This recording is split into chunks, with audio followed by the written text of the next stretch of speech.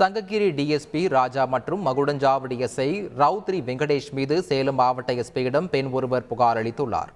அதில் real estate அதிபரும் தனது மகனுமான பிரம்மமூர்த்தி என்பவர் மீது போலீசார் பொய் வழக்கு போடுவதாக குறிப்பிட்டுள்ளார். தங்களுக்கு சொந்தமான நிலத்தை மிரட்டி எழுதி கேட்டு தராததால் இந்த நடவடிக்கையில் ஈடுபட்டுள்ளதாகவும் அவர் குற்றம் சாட்டியுள்ளார்.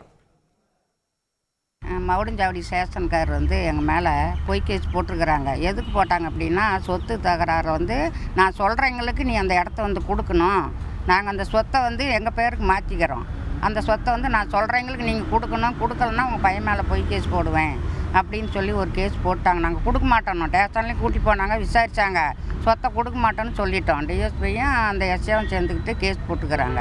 பிறந்த நாள் விசேஷத்தில் எதுவுமே நாங்கள் பண்ண மாதிரி போட்டிருக்கிறாங்க. பையன் மேலே பிறந்த நாள் கொண்டாடினாங்க, அதை வச்சு கேஸ் போட்டுக்கிறாங்க. சங்ககிரி டிஎஸ்பி சொன்னாங்க அப்படின்னு சொல்லி, நீங்கள் இப்படி சொத்தை கொடுக்கல அப்படின்னா உங்கள் பையனை ஜட்டியோடு அடித்து இழுத்துட்டு போய் கேஸ் போட்டுருவோம், மகனை ஒப்படைச்சிவிடு, இல்லைன்னா அவங்க உங்களை சுட சொல்லிவிட்டாங்க உங்கள் மகனை அப்படின்னு சொல்லி மகுடஞ்சாவடி பேசுகிறாங்க எங்களை.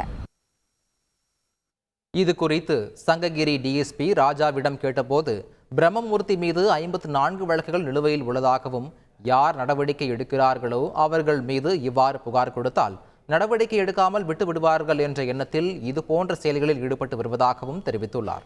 மேலும் பிரம்மமூர்த்தி மட்டுமின்றி அவர் குடும்பத்தில் உள்ள பல்வேறு நபர்கள் மீது வழக்குகள் உள்ளதாகவும், தங்கள் மீது கூறியுள்ள அனைத்து குற்றச்சாட்டுகளும் பொய்யானவை என்றும் சங்ககிரி டிஎஸ்பி ராஜா விளக்கம் அளித்துள்ளார்.